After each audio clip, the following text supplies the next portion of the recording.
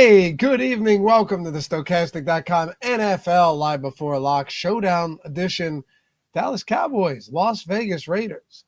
See if the Raiders can score more points than they did 2 Thursdays ago. It's going to be a hard ask, but maybe it's possible they surpass that 7 they finished with against the Denver Broncos. Spags, they're amazingly averaging 15 points per game on the season. I mean, this has been a downright terrible offense all year.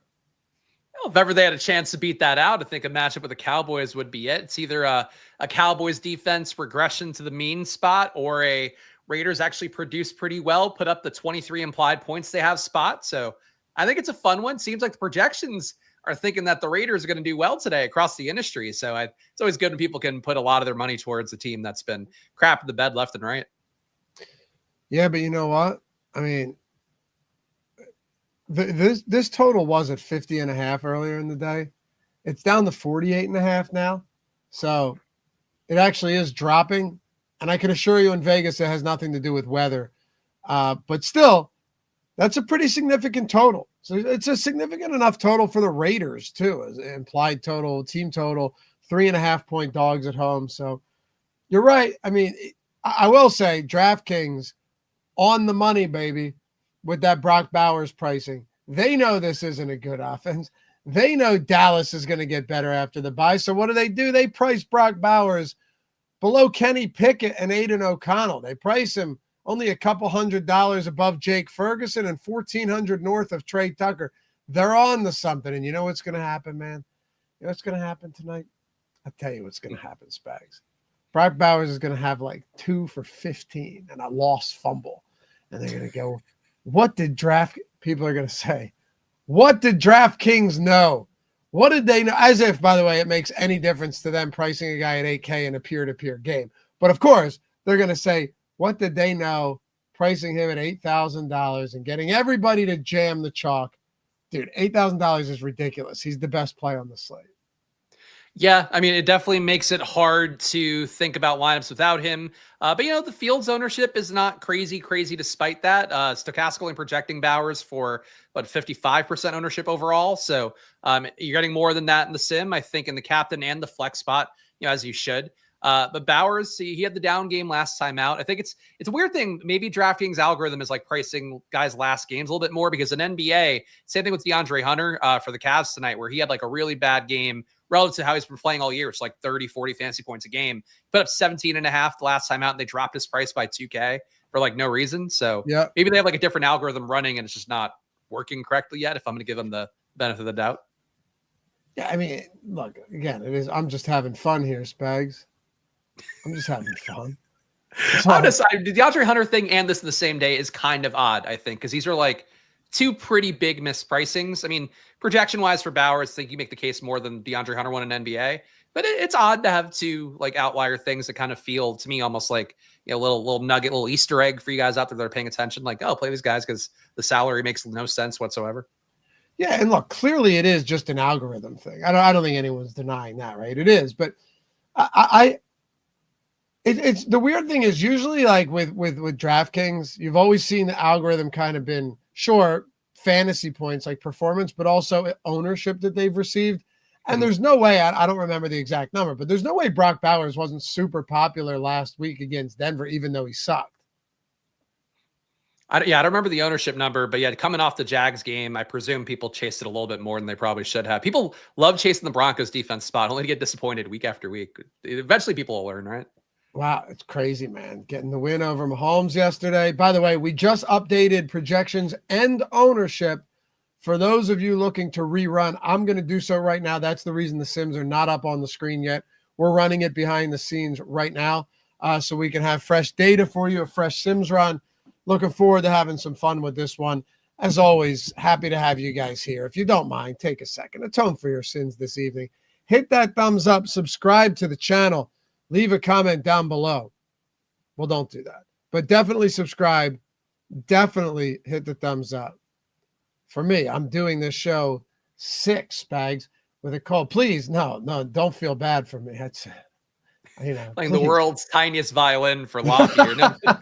It's funny because before the show, Laffy is the Laffy you get on air is generally the Laffy before the show, like a little bit more reserved, but still peppy, enthusiastic. Laffy today, I could tell you were like, you're fluffing yourself up to get I ready have do to, the man. show, get into I have Laffy to. mindset.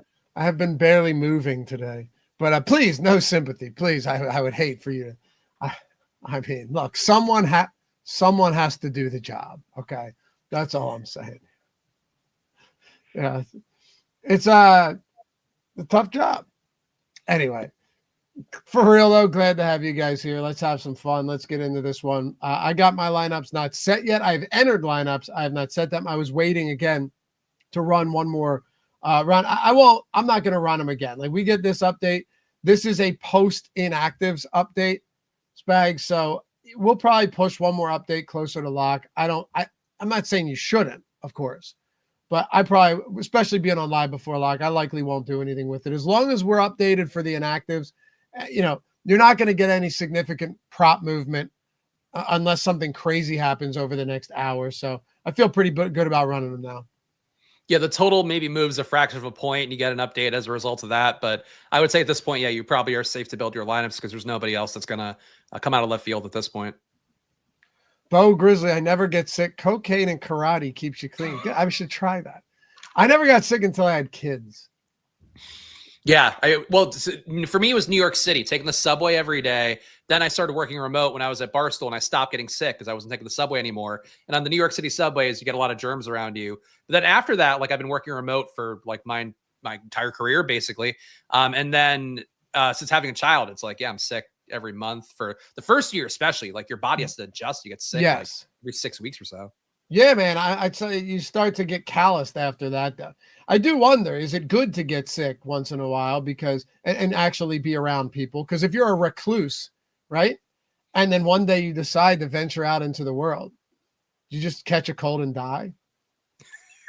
I don't think, your immune system should still be strong enough. I think it keeps the muscle memory from getting sick before. But like I was still going out and stuff. Like I would go to bars. I was, going out on whatever dates and all that stuff back in the glory days. And it's like, it was just literally not taking the subway, just not being on the subway with frequency and being in an Uber instead or whatever at night. I didn't get sick. So, who knows? Three's Company says we always blame the kids, but it's really just us getting old. You're probably right, dude. My kids are fine and they haven't been sick at all. So we'll see. Anyway, let's get into it. I reran the Sims. We're good, baby. Let's do it. So we got them up. Let me zoom in a little bit for you guys here to make it a little bit easier for your viewing pleasure. All right, there we go. Spags, I ran 2 uniques, so you can see the minimum Sim ROI is 65, max is 323. We'll take a look at our exposures, but I do actually want to ask you about Brock Bowers. I was kind of saying tongue-in-cheek, like with the DraftKings pricing, but the truth is the pricing is off, right? Like 8K is still not a good price point on Brock Bowers. At the very least, he shouldn't be cheaper than George Pickens. Like he should be, if you want to put him Javonte Williams price point and below CeeDee Lamb, totally get that. Totally understand. It's not like Geno Smith's having a heroic season in Vegas, but that is a price point that you're going to see a lot of him popping up in lineups. And just looking at our exposures, I do not know what they're going to be. I assume it's high. Flex around 40%, close to 40%, 18 at captain. So you mentioned it earlier. Yeah, still like sub 60 total percent. Brock Bowers, you're talking 57% here. We're actually underweight at the captain spot, and with the field at flex, I am genuinely surprised by that. Yeah, I am too. I think for the captain spot, there is definitely an ease to building Brock Bowers lineups at captain that I said this morning on my Splash Play channel. I thought that like the ownership is going to come up a lot, whether it's in the data for Stokastic now or when we actually play the slate, because I think people are going to be really stoked to play Brock Bowers against the Cowboys, like whatever, grief they may have with the Raiders offense, which has cratered and face planted in good spots more than I would like to see for sure. I think people will be excited because they know the Cowboys defense sucks. I know you had Laffy, you had a guy in your show this morning with Greg, right? Because I saw the clip on social media who was like, the Cowboys have only given up 7 fantasy points, which I don't know where that number came from. I didn't see the whole segment, but like, the Cowboys matchup is the best matchup for anything defensively. You want passing, running, you want to throw a lateral, a flea flicker, they'll give up anything. They get pressure, but they're the worst defense football, or at least, one of the 5 worst. Yeah, I put them second to worst. Off the top of my head, I put Seattle behind them. I mean, I'm sorry, Cincinnati. Commanders too, I would put. Yeah, that's a rough defense. Miami, they're as bad as any of them. There's some pretty bad ones, but they're bad. And the point I made to him, regardless, like even if that was true, right? Like let's just say they had great linebackers, cover line, like they can cover and they can run. He's lining up outside 30% of the time. Like he actually only lines up as a traditional tight end like 15% of the time. That's Michael Mayer's job at this point. You know what I mean? Like that's what Michael Mayer does. If that was a real legitimate issue, and I'm not saying it is, but if it was, it still wouldn't worry me at all because Brock Bowers really isn't a tight end at all.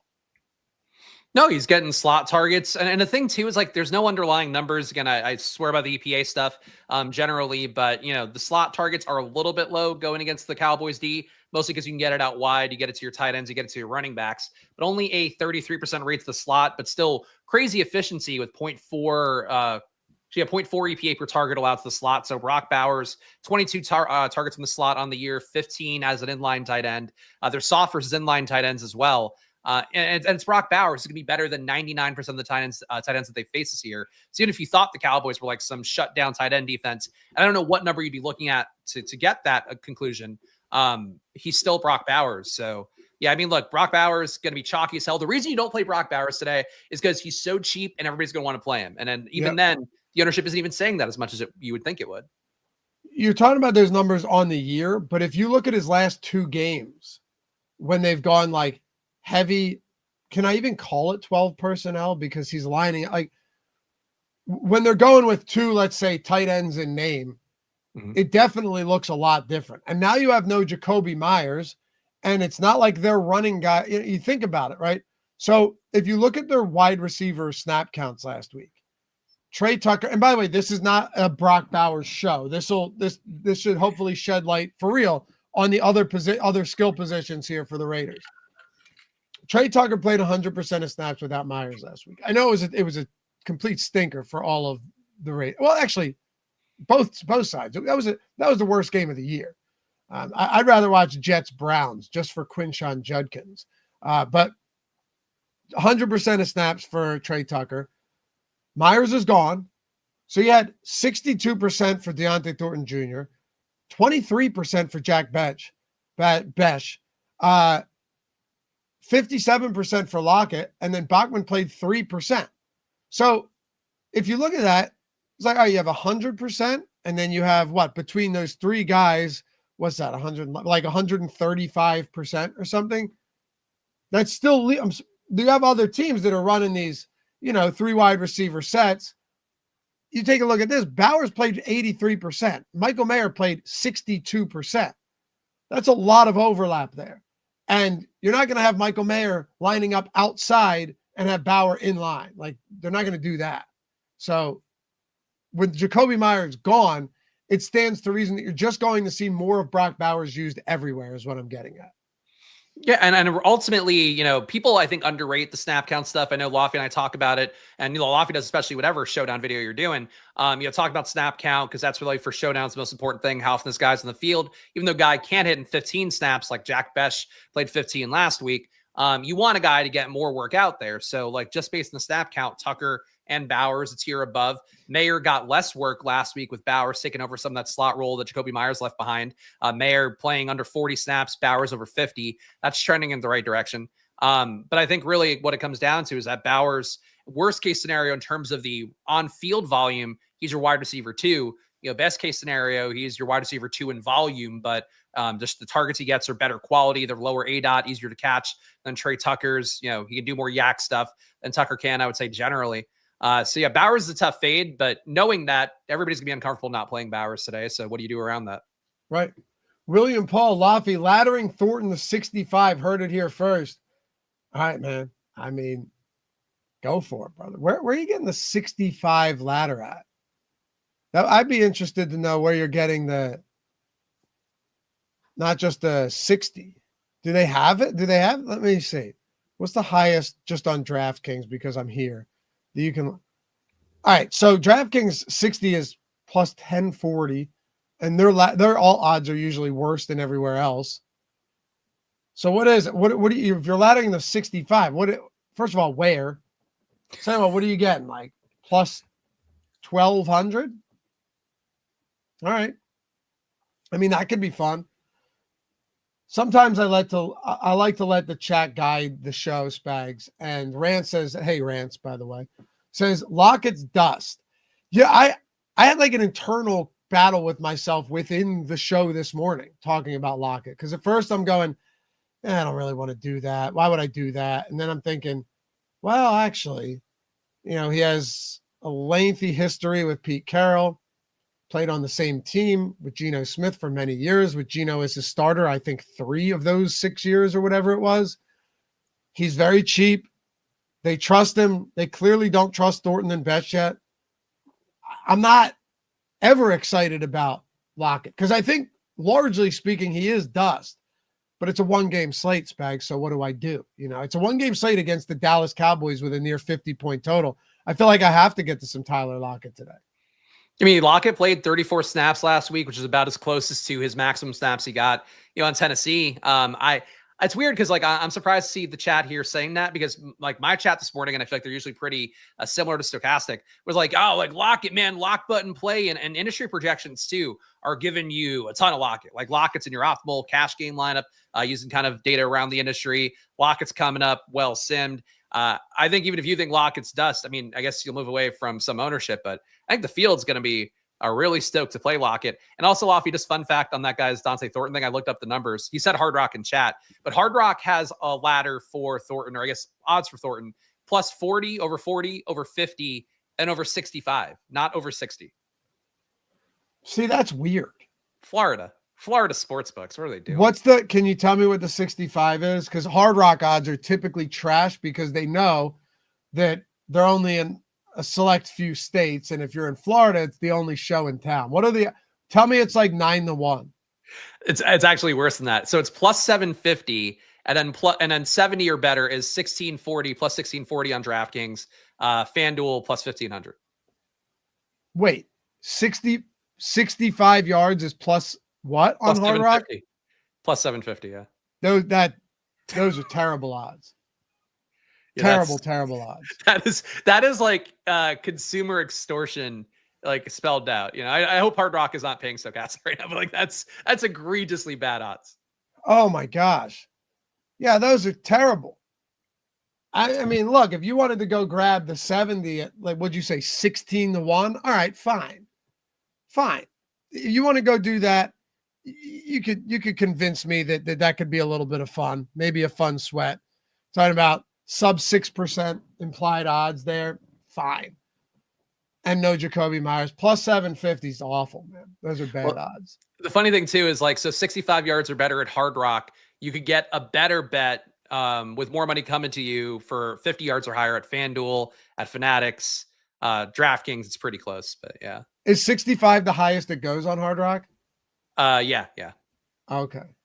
Plus 750. My God. They know they can get you out there. They can. They got you by the balls more than any other state. Yeah, and then they'll limit you once you start getting CLV. But whatever.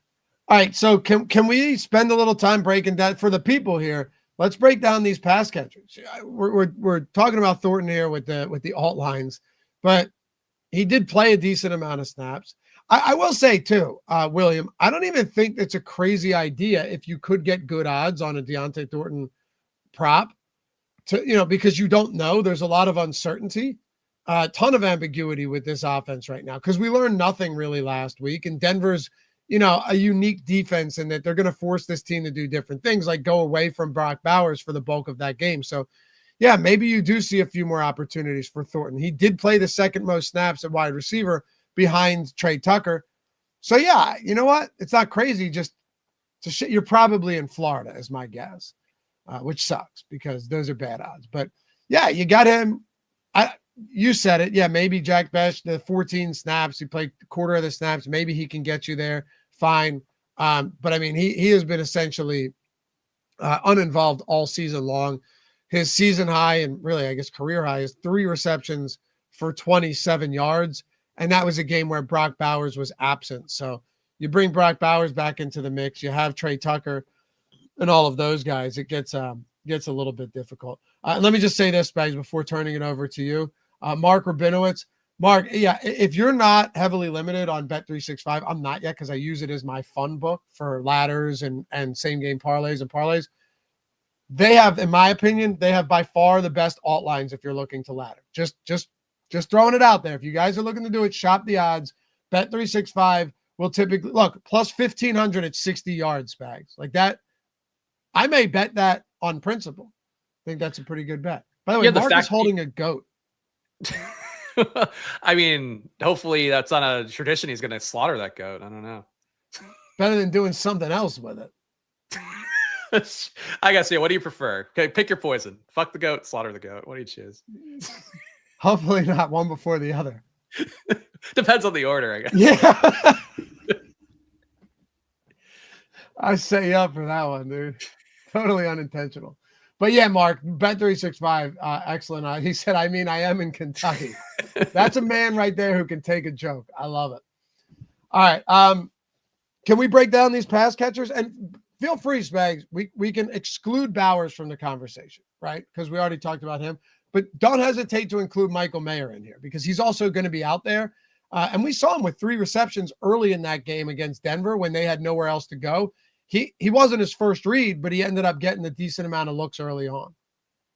Yeah, I mean, I think the target rates kind of show the picture that we're talking about here for tight end involvement, where Bowers is getting targeted 26% of the time that he's running a route. Mayer's getting targeted 25.2% of the time that he's running a route, and then everybody else at receiver, including Jack Besh, 16% or less. And that includes Tucker, who's at 16% rounded up. Lockett's at 16% rounded up, including his Tennessee stint as well. Might be a little bit higher for the little bit of sample size we have for Vegas. And then Dante Thornton, who did get more snaps than Lockett last week. He's getting a 14% target per out run. So really none of these guys stand out meaningfully besides Brock Bowers and to a lesser extent, Michael Mayer in that respect. I think Tucker has the most upside here. I feel like his ownership, and let me see what Stokastic has for it in the latest update. You have 4% at captain for Tucker, 26% in the flex, and you are getting less than that in the top 150 for Stokastic. I think Tucker's an interesting play to me because, like, number one, if you don't play Bowers, I think Tucker has a better shot of hitting and being an outlier player who maybe took some production away from Brock. But also, like, I think people are going to play Lockett more. Yeah, I guess some of the guys in the chat aside, I think people are going to take the shot on Thornton. People have wanted to play Thornton all year because he's a rookie and people think he's fast and good outside, even though he's shown like neither of these things as a pro. But Tucker is a guy that we've seen spike the massive upside, be a guy that Geno can funnel a ton of touchdowns and yardage to at least once this year. So I think Tucker stands out to me as like, he doesn't look much better on the underlying data than any of the other receivers, but he plays a lot more. He's had an appreciable upside. And really, like, if Bowers doesn't hit at his price tag, I really think it's because Tucker, either the offense failed entirely or Tucker had pretty good pass production and like Bowers didn't get there as a result. Yeah, Bowers played in that game where Tucker had that massive spike against Washington. He also played in week 1. Bowers was healthy and Tucker had a decent game there as well. So, yeah, I would say that that's actually decent. See, here, I knew it. I knew we'd get one of them. There it is. MC Spears. Brock is a low price for a reason. I took him out of all. I told you we'd find one. Tell me why. Why is he a low price for a reason?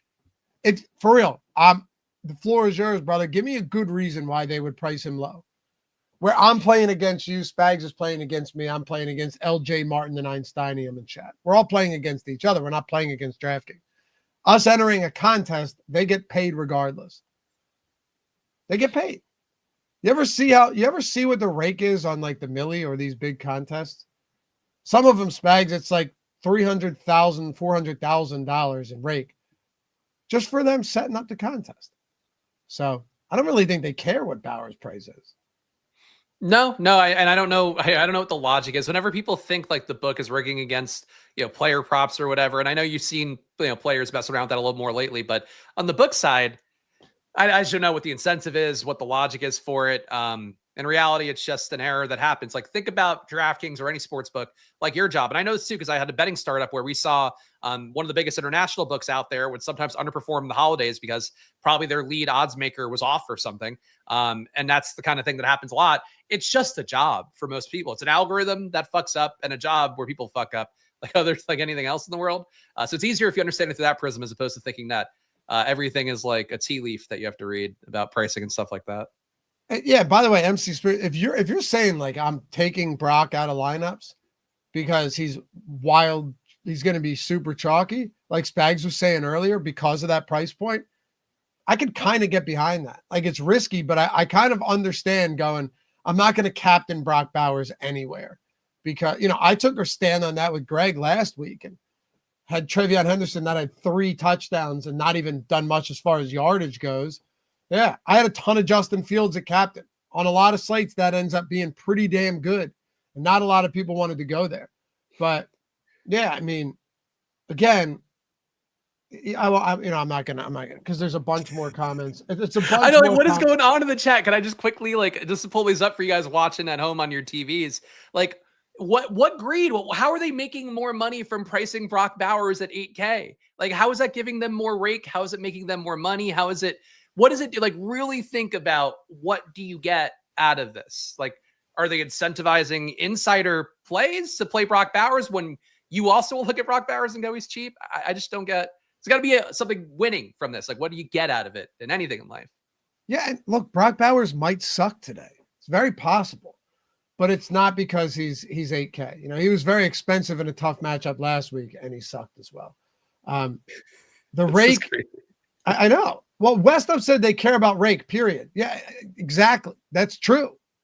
But in order for them to get the rake, all we need to do is enter the contest. That's it. So it doesn't matter what the price. Everybody could be $2,000. It would make no difference to them. Like, this isn't even words. It optimizes their player bankrolls, dude. That's not even a sentence. Those aren't.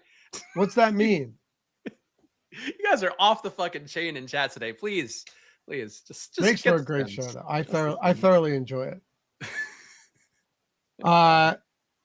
Mark, on the one hand, Bowers would be chalky, but on the other hand, who's more likely to top him for that price point? Well, the thing is, Mark, there's nobody at his price point outside of Jake Ferguson. And it isn't to say that Jake Ferguson's not somewhat viable today, but look, we have to live in reality, and you don't have to love everything we talk about. You don't have to agree with everything. I would hope that you guys would make some of your own decisions. I know many of you do, but like, Bowers has a 74.5 yard receiving prop on FanDuel. Okay. 74.5 yards. That's higher than George Pickens, right? By 7 yards. Yet he is $1,000 cheaper than Pickens. All right. If you go down to Jake Ferguson, you're talking about Brock Bowers having almost a 40-yard higher receiving prop, and he's $600 more. So with all of these numbers, Spags, you can see this on the screen, right? The live odds screen. Yeah, you got it. Okay. Like, Ferguson, not a bad receptions prop at all, but like 6.5 for Brock Bowers, 4.5 for George Pickens, 3.5 for Tucker. Tucker's only $1,400 cheaper than him. So, and another thing is, if you look at touchdowns, right? Because all of this should be baked into what you're doing.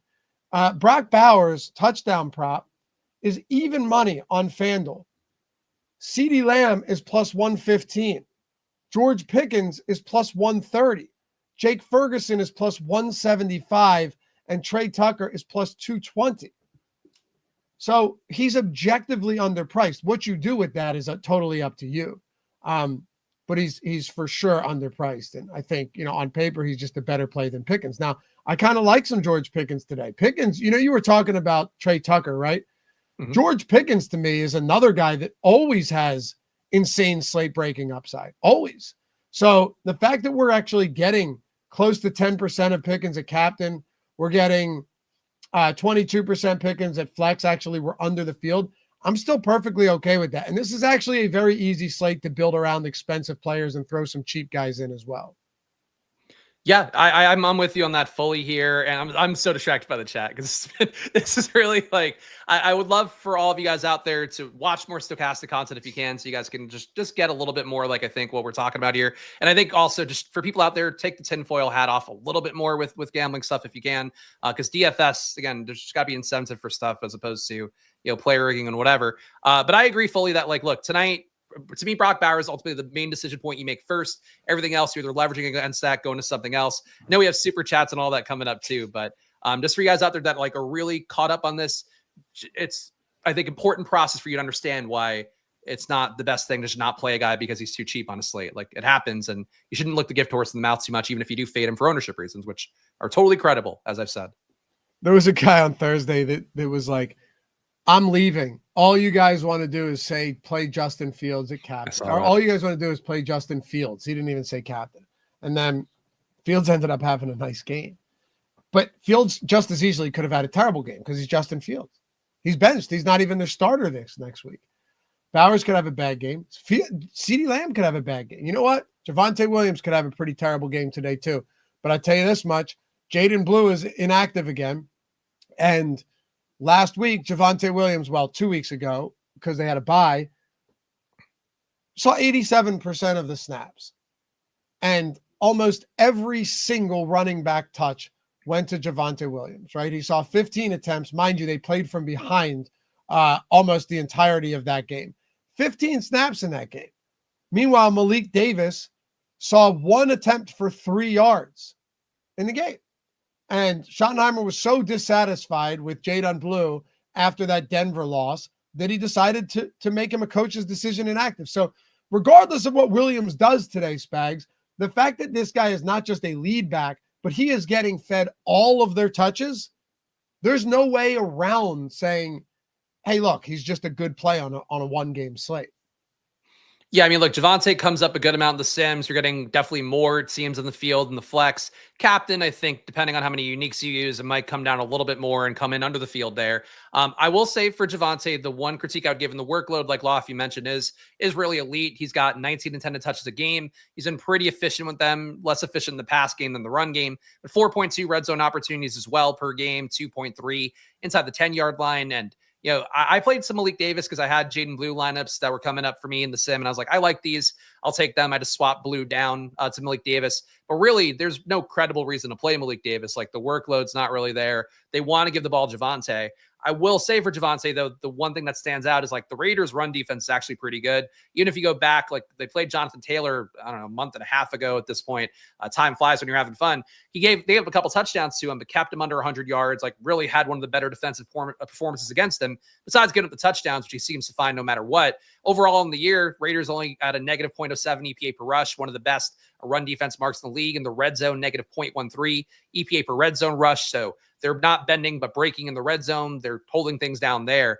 I think for Javonte, who to me is kind of like you go through the game log, he beats up on shitty teams. I think he struggles against good teams besides the one revenge spot against Denver where they kind of force fed him a couple of easy touches. I'm not crazy about Javonte today. I'll say it that way. I get the ownership.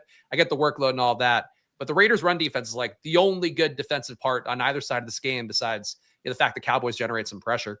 No doubt about it. But I always try and avoid this pitfall, this mental pitfall, because, and I'm not saying you're falling into it. I'm saying I try not to, because in these type of games with these big totals, you could just see 2 goal line carries on back-to-back drives and Javonte Williams has 2 touchdowns. Like, that's the other thing where on a slate like this with one game, the touchdowns are so important. And who's getting every single goal line opportunity? You don't have a mobile quarterback. Sure, like if you throw a fade to Pickens or Lamb or something or Ferguson, sure. But on the ground, there's just nobody else that will touch the football other than Javonte Williams. And I think that's really important on a slate like today, knowing that this guy just gets all of the work possible. Yeah, I don't know. Because I agree with you. Like the secondary is far worse for this team than the run defense. But at the same time, man, I can't help but think that equity as far as touchdowns go is really significant. Yeah, and it's one of the things too that might be a quirk with how I try to play things, where it's like, okay, if I think it's a bad matchup, but the ownership isn't there, then I'm willing to overlook it more. But it seems like Javonte, and again, like the chat I had this morning, people were like, Javonte, like lock button play, smash play. Maybe people here don't feel the same way today. But I think for Javonte, I think he'll get played more than appropriately. I'm cool being with the field, the flex, even above the field a little bit in the flex. But I think at captain, that's where you see the good defense maybe come into play a little bit more. The Cowboys, for what it's worth, are not a high pass rate team overall. They've actually kind of trickled down over the course of the last few weeks to just 0.1% pass rate over expectation. And in the red zone, they're negative 0.1% pass rate over expectation. So they are passing a little bit less than it seems for a team that at the beginning of the year was like slinging it all over the yard. So those are good things for Javonte. I just feel like he's going to be owned more than I would like relative to the matchup. Michelle, these guys ain't really say shit about Ferguson. I don't know why he's a good play. Hey, Michelle. Well, the thing about Ferguson is that when you got Fields back, when you got Lamb back and you had him alongside Pickens, Ferguson's price should have come down a little bit more. We're still with the field on him. I mentioned that earlier. Ferguson's not a bad play. Should he be the same price as Brock Bowers? No, of course not. But I mean, we're actually overweight to Ferguson at captain. Ferguson's another guy that has respectable touchdown equity as well. I have no problem with Jake Ferguson, but he's not a guy that I'm going to spend a ton of time on, Spags, because he's just a guy that's going to end up in some of my lineups. I'm not jamming Jake Ferguson at 7,400 anywhere. No, neither am I. And I think too, when you have Brock Bowers, $600 more, I'd rather take the tight end, even though, Ferguson was your top tight end in fantasy for a while to start the year. I still think Bowers, and I think most people would agree, the talent's higher, the workload should be higher. The fact that you don't have to split a target share with CeeDee Lamb and George Pickens, and a running share with Javonte Williams, that helps out as well. Relative to playing, Bowers over Ferguson. I think Ferguson's a valid enough play. Like, I'm with the field on him at captain, which is not a lot. And the flex, it is a zone heavy Vegas defense. They play zone 68% of the time, man at only 16%. That really helps out Ferguson, who seemingly cannot get open versus man, only a 18% target rate there. But he has a 25% and change target rate versus zone. I think it's a decent matchup for Ferguson, but I wouldn't play over Bowers too often personally, and he's not the most exciting click. I think he's valid though. Like, if you're playing, to me, Dak captain with Pickens and Ferguson, I think that makes sense. You're fading CeeDee Lamb, trying to have the pass production flow somewhere else. But Ferguson at this point is just like not a fun click, because he kind of went off when like they were banged up, and now they're full health, and it's not easy to pinpoint Ferguson above CeeDee Lamb or above Pickens. Mark says, don't you think Lamb's due for a breakout game as far as scoring goes? 6 games, 1 touchdown. It's funny you mentioned that, Mark. I actually did, when I was looking through some stuff this morning, I was like, man, he has 1 touchdown in 6 games. It is strange.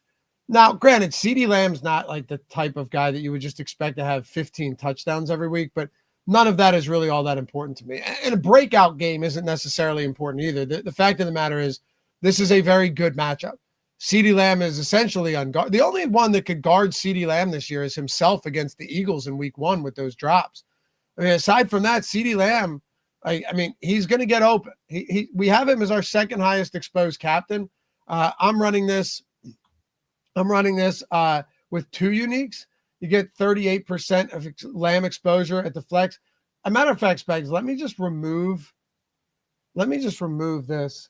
The uniques, and I just want to see unadulterated run what we get, right? So captain, 21% Bowers, CeeDee Lamb still our second most exposed, slightly over the field on both.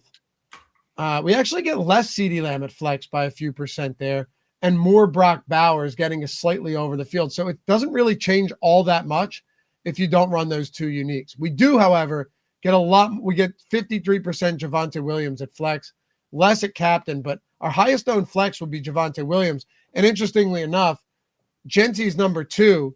The quarterbacks don't come in until 3 and 4.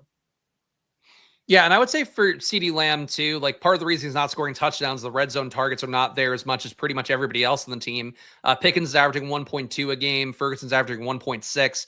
Lamb's getting 0.8, which is an appreciable difference for a guy who is, your lead receiver. And I would say for Lamb too, part of the reason he's not spiking as much lately is they are playing him out wide more. Previously, they had Turpin in the slot. Recently, they've had Flournoy in the slot, playing a good amount of snaps. So CeeDee Lamb is, I think, a little bit less effective when he's not just running pure slot routes. So now you have a guy who's playing in a less efficient spot, who's also not getting a ton of red zone targets. Like, I don't think CeeDee Lamb's a bad play by any stretch. I'm playing him a little bit above the field, but I do think he's a little bit overvalued for people because he's not playing the role that they're accustomed to. That's led CeeDee Lamb to be the best version of himself historically. What do you make of Pickens today? Can we talk a little bit about George Pickens here?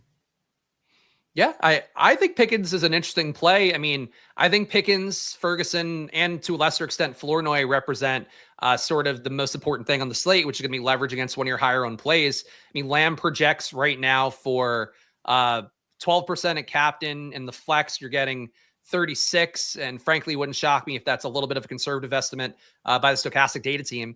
I think for how Pickens looks, like he is a deep shot guy who's going to get downfield. He does command a little bit more targets versus zone than man, so he fits the matchup against the Raiders.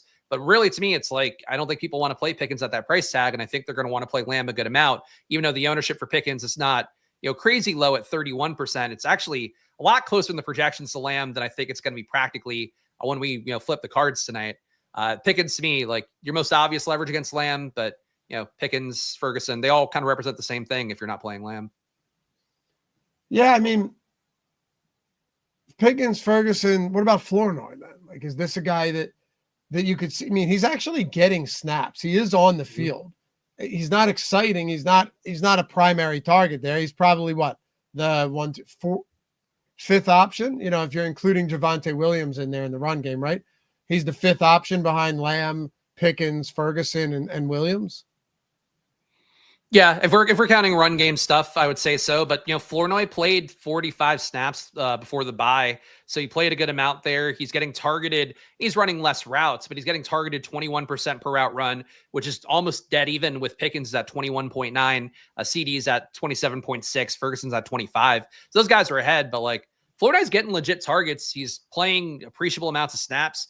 He's seemingly moved ahead of Turpin and Tolbert, which is why I'm kind of surprised you get a little bit of Tolbert in the Stokastic sim. It feels to me like the snap share moving towards Flournoy. I would think that he's a better play. But Flournoy is also like spiked in games where Pickens has been active. I think he's an interesting play today, and it seems like the public, based on the ownership and just I haven't heard anybody mention his name across the content at all today. I think he's a really good play. I do too. You're not. I feel like also the reason that maybe you're not seeing him mentioned is because you kind of have to pay a little bit for him. He's not as cheap as Lockett or as Thornton as any of those guys. He's $4,600 at the flex position. So if you decide to go to Flournoy, he's in the similar range as Aubrey. He's not that much cheaper. Daniel Carlson being another one.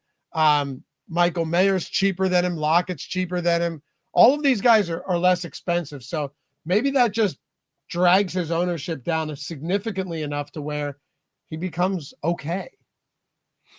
That's what I'm thinking. I mean, the kickers are right there too, and the public loves playing Brandon Aubrey. I think we've talked about this in Cowboys Showdown slates before, but like it used to be, Justin Tucker was the most public kicker. I think at this point, Brandon Aubrey is that guy. So the fact that you have Flournoy being a little bit cheaper than him, and I think in some world, if Flournoy hits, maybe it does hurt whatever the Aubrey ownership is. I'm intrigued by Flournoy. I agree he's at a weird price point, but I think people will play Lockett more than I think they would like to. And I think Flournoy is a guy technically he played more snaps than Lockett the last time he played, for whatever that's worth. How many snaps did he play last time? Flournoy played 45. Okay. And then Lockett played 34 or whatever last week. Yeah, it's legitimately a decent amount. So all right, I'm just finishing my lineups in here. We are in. Good. I mean, 8:00, I got plenty of time. Usually it's like 8:13 where I get these in. So it's your flu game. You're on the ball today. You got it done. Yeah. Till the games start. All right, there we go. Where is it? There we go. We're in. No errors. That's good to know. All right, so Spags, let me throw this back up on the screen for you here and get your thoughts on a couple of other things. By the way, we had another Millie winner yesterday. Can you believe it, man? Another. I think that makes 4 on the season for Stokastic. And that was such a fucking sim ass line.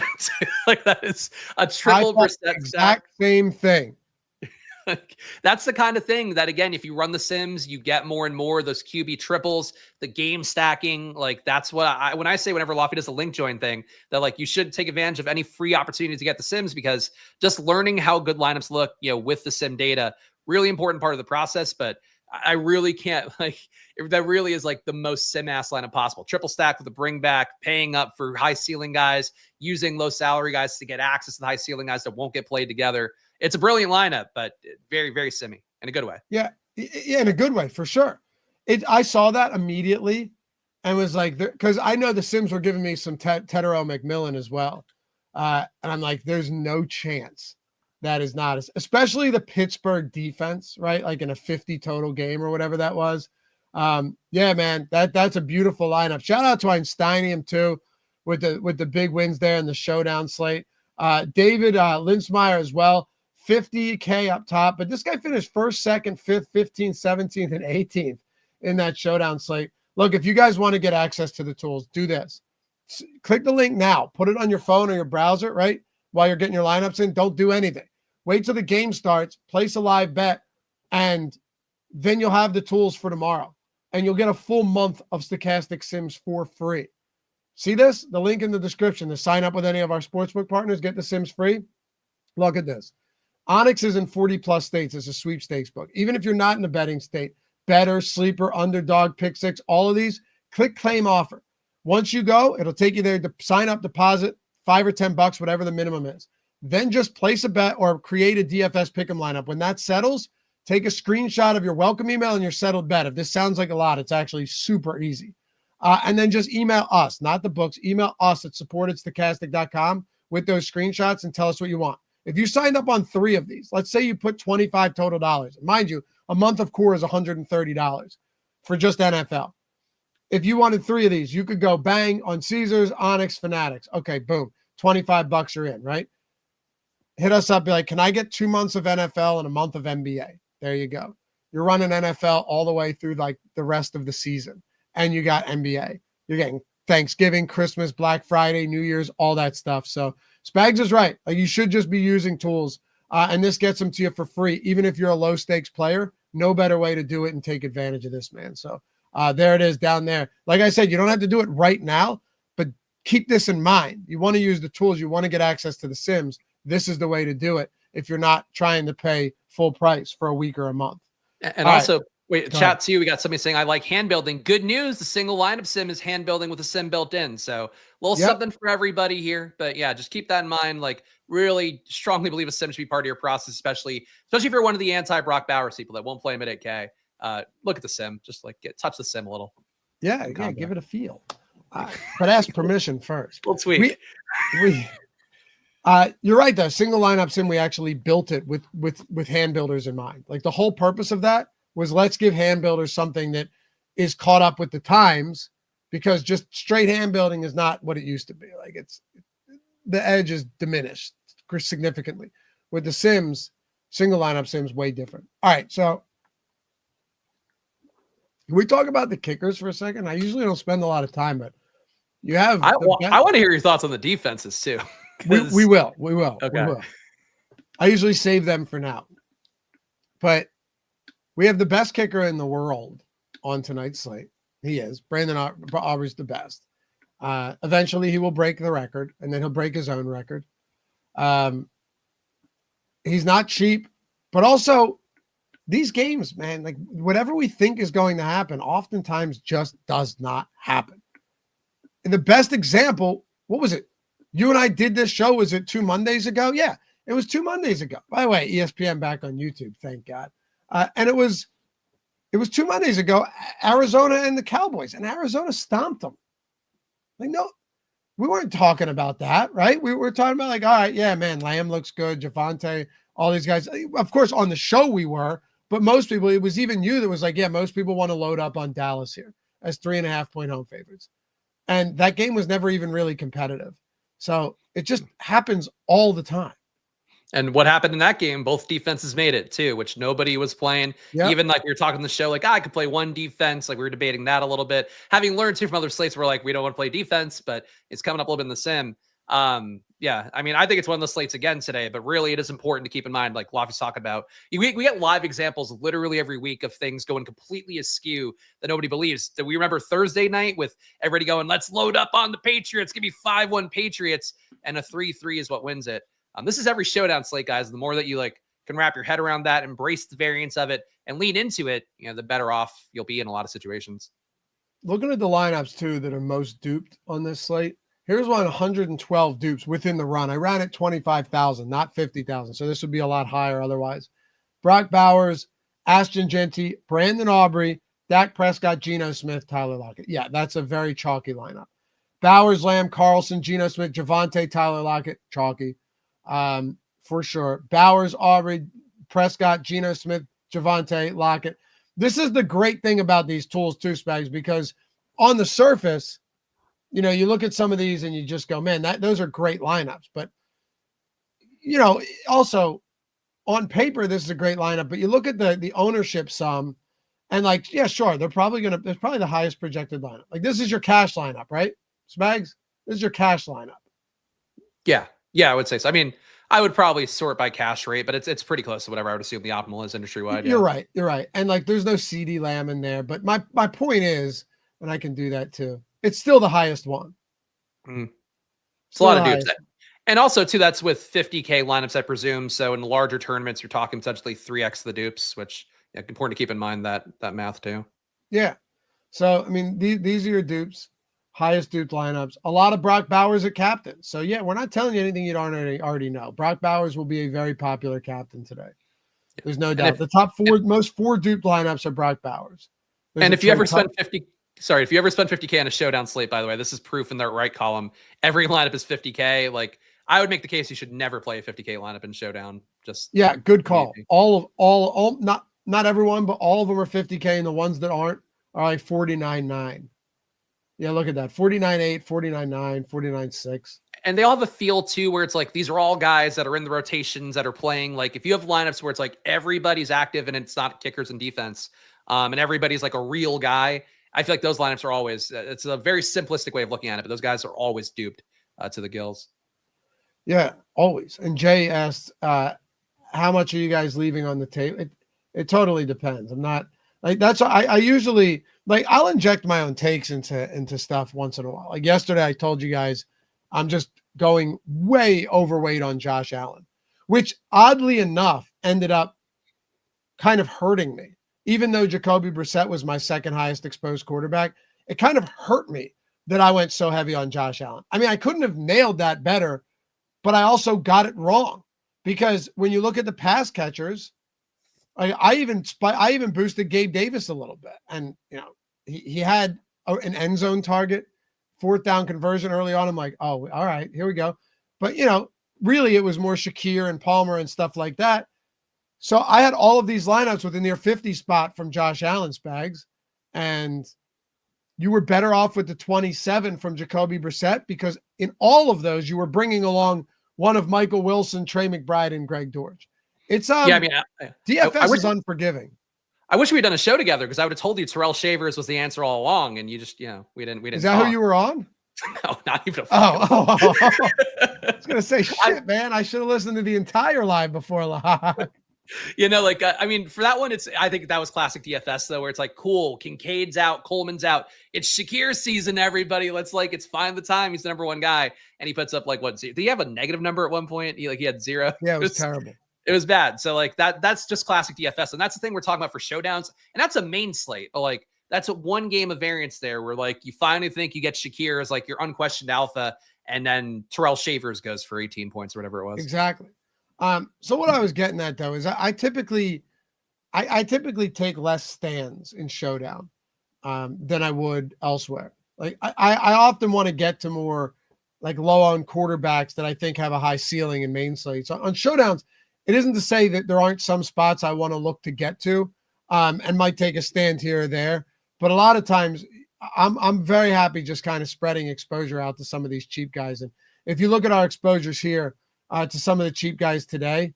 Like look up top, all of our exposures are most exposed guys are to these, Prescott, Genty, Williams, Bowers, Smith, Geno, Lamb, right? Lockett, But then you go down here, you get into this range. It's like, all right, 9% Thornton, 7% Tolbert, 5% Jack Besh. That who am I to start messing with all of that, Spags? Because what do we really know? Like Flournoy, I mentioned, yeah, he's getting snaps, but he's also 4,600. So not a whole lot that I'm messing with on this slate. I'm kind of just letting it go. I'm going to set some uniques, and that's it. Yeah, I think that's always the move too. When there isn't a chalky option in the value positions, just take whatever you get there. Like before, I was getting Alex Bachman a little bit, was getting Jaden Blue. Those guys are out, so I had to switch that to Malik Davis or to Jack Besh. Like whatever you get of these cheap guys, it's fine. Don't go crazy on them because none of them are actually a good play. But even Jalen Tolbert's coming up in the sim, and I do think he's lost his role to Flournoy, but because he's 2,800, he just represents a salary that allows you to get all the studs around it and allows them to hit their ceilings around him. So that's something to keep in mind with the sim is like sometimes you don't even need it. It's happened before in showdowns that like a player at like $800 has scored 0 points, but because you have the nuts around it, that hits. You don't want that to happen, but it can happen. And these guys with cheap salaries allow you to get a lot of stuff around it. What is Gino's captain ownership? His captain ownership is 8. That's 8%. Mm-hmm. Yeah, 8. Prescott 10. The tools do not love Prescott at captain today. No, I think it gets overplayed a little bit would be my thought, but honestly, they only expect 10% ownership. So might just be a case that he gets outscored by his receivers often enough. And frankly, I think based on the results, if you were to go like game by game, it does feel like Dak gets outscored by 1, maybe 2 receivers in a lot of games, even when he plays pretty well. People saying Thornton's a combine only guy. Rand said he's like Hyatt speed guy. The Raiders love drafting speed guys. They love that. Like, unfortunately for Henry Ruggs, he enjoyed it off the field as well. But there like so many of these guys that they draft, right, are just like straight line speed. I think Ruggs probably would have been pretty decent, but I don't know. You think he'll be back in the league? I think he'll be back in the league. When does he get out of jail? I mean, like at this point, I think he's eligible in 2026. Can you play lose that many years? Can you? What's that? You lose that many years. It's tough. UFL, I could see for him. I don't really? think in the NFL. I don't know about. Can you play in the NFL on parole? Didn't Dante Stallworth do that when he was? I don't know. Like, was Vic on parole? Was Plaxico on parole? I think if you had a work release program, you could if you agree to that in your court settlement, yeah. But if you don't, then you're trapped. Henry Ruggs is 26. If he's 27, he could for sure come back. That's not that old. I don't know, man. Once he gets to like past mid-20s, they'd rather take a shot on somebody else, like who's going to be fast. There's enough fast guys every year now because you could learn how to like test fast. That's been a big reason why the RAS scores have gone up so much in the last few years because like they can prep like the SAT. How old was Vic? Vic when he went to jail? When he got out? When he got out, probably 26, 27. That's it? I think. I feel like he was still pretty young. Hold on.